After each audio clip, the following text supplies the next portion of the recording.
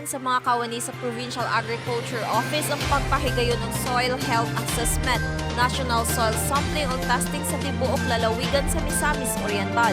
Lakip ang mga bukid nga bahin sa syudad sa Cagayan de Oro, nga usa ka inisyatiba sa Department of Agriculture, Region 10 ubos sa Bureau of Soils and Water Management niadtong Oktubre 5 ngadto sa Oktubre 23, 2020.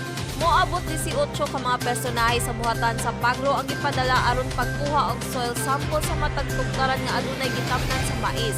Aron maanalisar ang kahimtang sa level sa sustansya sa yuta ug masiguro nga mahimong kini nga matamnan. Sulod lamang sa tulo ka semana nakakolekta ang grupo og 459 ka mga soil samples. Kung hain gihatag gilayon diretso ngadto sa BSWM aron masuta ang kahimsog sa yuta.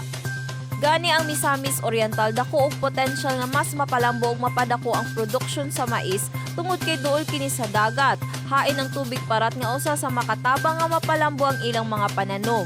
Kini nga aktibidades gihimo alayon sa programa sa BSWM ubos sa buhatan sa DA alang sa pagsuta sa kondisyon sa corn growing area sa tibuok lalawigan. Suportado kanunay ni Governor Bambi Imano ang mga dagkong ahensya kay kini nga mga buhatan dako kaayo og ikatabang nga matuman ang iyang pangandoy alang sa mga mag-uuma nga mapalambo ang ilang panginabuhian, lakip ang malambuon nga sektor sa agrikultura sa lalawigan. Pabiling nga gimanduan ni Governor Bambi Imano ang tanang buhatan, nga hugot gayud ipatuman ang mga serbisyo nga haom karon sa new normal. Apan kinahanglan nakasubay sa health ug security protocols nga gipahamtang. Kauban si Cloyd Dalay sa kamera, ako si Lambo Ethel Ipanag alang sa limpyo ug matarong nga panggobyerno, padayon Pilipino.